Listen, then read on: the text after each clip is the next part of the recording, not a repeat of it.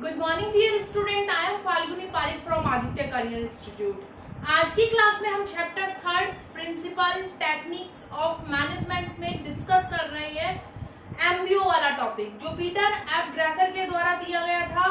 Peter F ड्रैकर ने MBO को लेकर क्या कहा था कि कोई एमबीओ का मीनिंग क्या, पहले तो मैनेजमेंट बाय ऑब्जेक्टिव, यानी आप कोई भी मैनेजमेंट करो विद योर ऑब्जेक्ट। जब तक आप अपने ऑब्जेक्ट को, अपने गोल को डिसाइड नहीं करोगे, तब तक आप अपनी संस्था के गोल को अचीव नहीं कर सकते हो।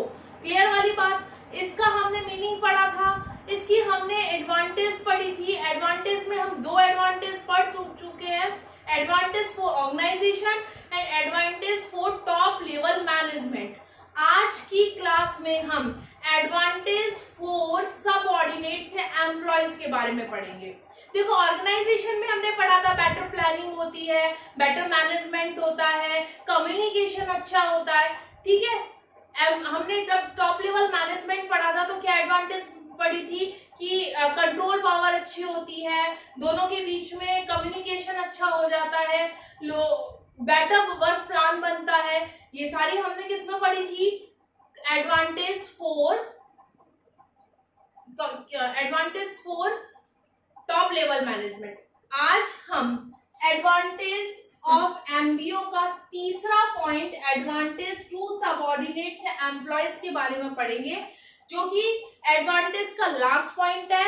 एमबीओ में इसके बाद लिमिटेशन पढ़ेंगे और इसके बाद एमबीओ आज अपना खत्म हो जाएगा और कल से हम एमबीई के बारे में पढ़ेंगे, management by expectation, sorry management by exception, ठीक है। मैनेजमेंट बाय एक्सेप्शन का क्लियर करेंगे फर्स्ट। अभी एमबीओ, एडवांटेज टू सबऑर्डिनेट या एम्प्लॉयज। अब पहला एडवांटेज क्या है, listen, easily fulfil target and goal. आपको पता है, जब आप अपना ऑब्जेक्टिव डिसाइड कर लेते हो या कोई ऑर्गेनाइजेशन ने ऑब्जेक्टिव डिसाइड कर लिया, देन वो अपना टारगेट और गोल अचीव कर सकती है। लेकिन अब सबऑर्डिनेट कैसे कर सकते हैं? क्योंकि सबऑर्डिनेट्स पार्टिसिपेट करते हैं, जो भी वर्क प्लान बनाया जाता है या जो भी काम किया जाता है, जो भी ऑब्जेक्टिव डिसाइड किए जाते हैं, उसमें वो पार्टिसिपेट करते हैं, जिससे उनको उस पूरे वर्क प्लान के बारे में, ऑब्जेक्टिव के बारे में पता होता है। देखो, हमने पढ़ा था ना कि both increase efficiency and effectiveness. किसकी? बोथ कौन था यहाँ पर? बोथ दोनों, यानी एम्प्लॉयज भी थे और सॉरी टॉप लेवल मैनेजमेंट भी थे और सबऑर्डिनेट्स भी थे, जितने भी थे। तो यानी दोनों के बीच में यदि कम्युनिकेशन है, दोनों को ऑब्जेक्टिव और वर्क प्लान प्रॉपर्ली पता है, तो वो अपने गोल को अचीव कर सकते हैं। इसी तरह जब सबऑर्डिनेट्स और एम्प्लॉयज को अपने टारगेट्स पता होते हैं और गोल पता होते हैं, तो वो इजीली इसको क्या कर लेते हैं? फुलफिल कर लेते हैं। Increase individual and initiative efficiency. कैसे है? कोई भी पर्सन पार्टिसिपेट करता है अपने गोल को अचीव करने के लिए, यानी वो उसका हिस्सा है, किसका? एमबीओ का, उस ऑब्जेक्टिव को अचीव करने के लिए। इसीलिए वो बेटर तरीके से इंक्रीज करता है स्वयं की इनिशिएटिव और एफिशिएंसी को। Next, achieve better result. कैसे अचीव बेटर रिजल्ट?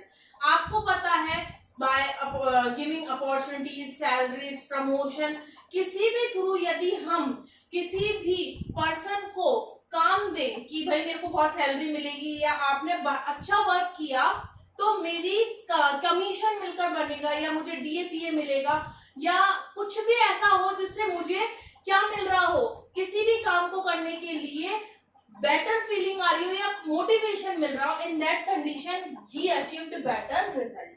मोटिवेशन, आपको पता है कोई भी संस्था में जब तक मोटिवेशन नहीं मिलेगा, चाहे वो फाइनेंशियली हो चाहे वो नॉन फाइनेंशियली हो, ये मैं पहले डिस्कस कर चुकी हूँ, कौन सा फाइनेंशियली होता है कौन सा नॉन फाइनेंशियली होता है, तब तक कोई भी काम अच्छा नहीं हो सकता।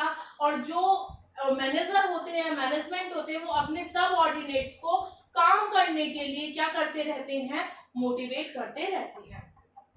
जॉब सेटिस्फैक्शन, काम से संतुष्टि है तो एमबीओ को अचीव करना बहुत इजी है। फीलिंग ऑफ रेस्पॉन्सिबिलिटी, जब आपके ऊपर जिम्मेदारी सौंप दी जाएगी कि आपको ये काम करना है तो आप उस जिम्मेदारी को बहुत अच्छे से निभाओगे। क्यों? क्योंकि आपको पता है कि आपको उस काम को कैसे करना, प्लस आपको ये पता है कि इस काम को करने से आपको क्या मिलेगा, टारगेट कंप्लीट होगा, इनिशिएटिव एफिशिएंसी मिलेगी, बेटर रिजल्ट आएगा, जॉब तो क्या होगा, जॉब सेटिस्फैक्शन होगा, तो आप उस रेस्पॉन्सिबिलिटी को बहुत अच्छे से रियल करोगे। बेटर कम्युनिकेशन सिस्टम, अभी मैंने बताया था बेटर कम्युनिकेशन सिस्टम हम management advantage to organisation to management to subordinates तीनों में पढ़कर आए हैं। यानी better communication system vice versa होता है। कैसे वाइस वर्सा? कि मैं आप तक कोई कम्युनिकेशन कर रही हूँ या आप मुझ तक, यानी मैनेजर किस तक कर रहे हैं, सबऑर्डिनेट्स तक, और सबऑर्डिनेट्स किस तक कर रहे हैं, मैनेजमेंट तक, यानी वाइस वर्सा हो रहा है। In that condition communication better system होना चाहिए, बेटर कम्युनिकेशन सिस्टम होना चाहिए। रीजन इज दैट यदि एमबीओ में कम्युनिकेशन ही अच्छा नहीं होगा तो क्या एमबीओ में प्रॉपर्ली वर्क हो जाएगा? सपोज दैट मेरा ऑब्जेक्टिव है 12th में आपको बीओ में अच्छी परसेंटेज दिलवाना। क्लियर? मैं आपको पढ़ा रही हूँ, आप तक मेरी बात पहुंच रही है, आपकी कोई क्वेरीज है, क्वेश्चंस है या कोई कुछ भी प्रॉब्लम है, आप उस तक पहुंच रहे हो। Better communication system, suppose that मैं आपको पढ़ा रही हूँ और आपको पता ही नहीं चल रहा क्या चल रहा है मैम, या मुझे यही पता नहीं चल रहा कि आपको समझ में आ रहा है नहीं आ रहा, तो क्या हम लोगों का ऑब्जेक्टिव क्लियर होगा? ऑब्जेक्टिव क्या था हमारा? 12th में बीओ में आपको अच्छी परसेंटेज से पास करवाना। मेरा ऑब्जेक्टिव क्लियर नहीं हो रहा तो कम्युनिकेशन यहाँ बेकार है, तो एमबीओ भी अचीव नहीं किया जा सकता। इसी तरह से क्या कहा मैंने कि जब बेटर कम्युनिकेशन सिस्टम होता है तो टारगेट अचीव करने में आसानी हो जाती है। ठीक है, हमने तीनों पॉइंट्स पढ़ लिए एमबीओ के, advantage to organisation, to management और टू सबऑर्डिनेट और एम्प्लॉइज। अब हम लिमिटेशंस पढ़ेंगे।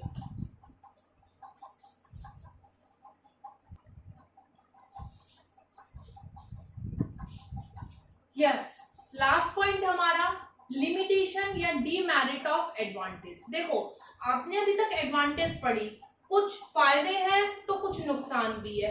हमने अभी तक पढ़ा बेटर कम्युनिकेशन सिस्टम होता है, जॉब इजीली हो जाती है, टारगेट फुलफिल हो जाते हैं, गोल अचीव हो जाता है, एक्सेट्रा एक्सेट्रा, ये सारी चीज हम पढ़कर आए। लेकिन कुछ कमियां भी है, यदि हम रियल लाइफ में देखें तो इनमें कुछ कमियां पाई गई। लेट्स सी।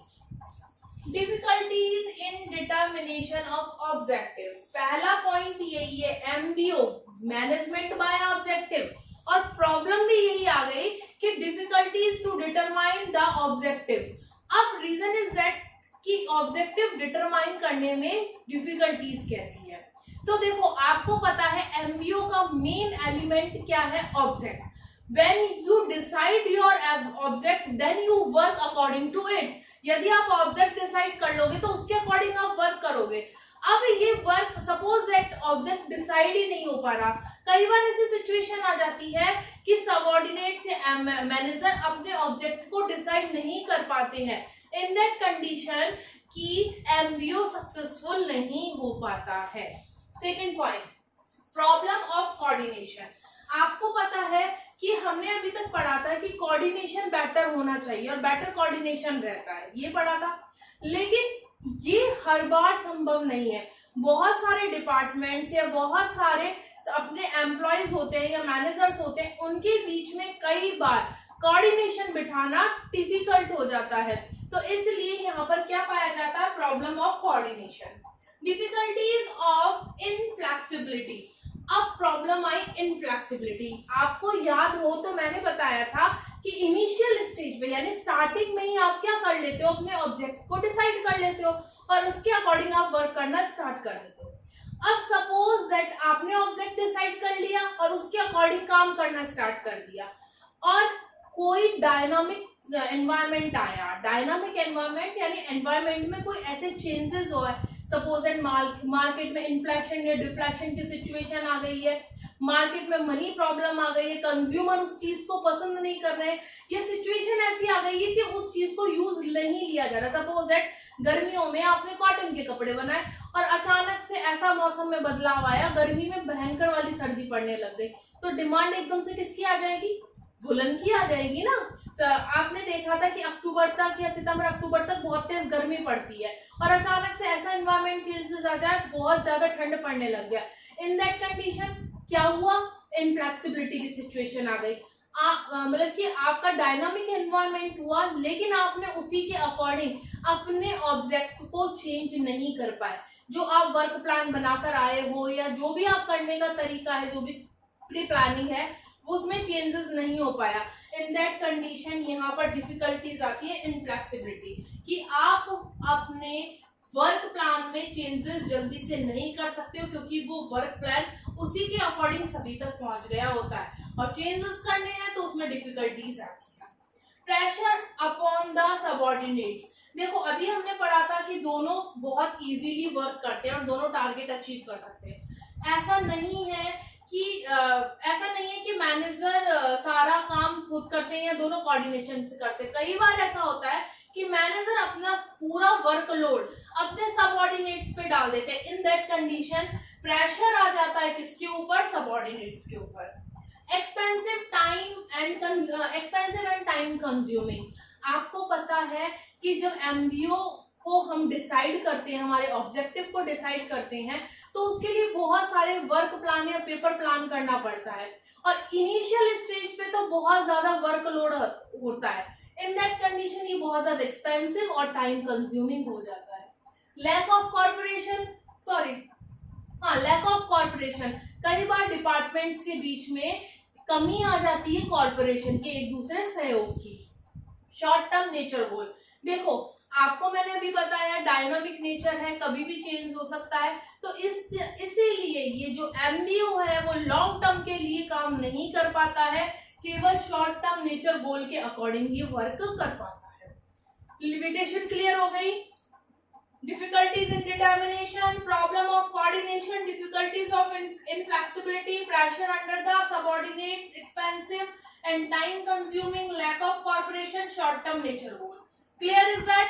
आज की क्लास में हमने लिमिटेशन या डिमेरिट्स ऑफ एमबीओ को पढ़ लिया। कल मैंने आपको बताया था नेक्स्ट क्लास जो भी हमारी होगी उसमें हम एमबीई को डिस्कस करेंगे, और उसके बाद आपका ये चैप्टर ऑलमोस्ट कंप्लीट हो जाएगा। एमबीई और देन एमबीएस मतलब कि management by strategy. In 2 point को रह गए और ये फिर चैप्टर कंप्लीट है। Thank you.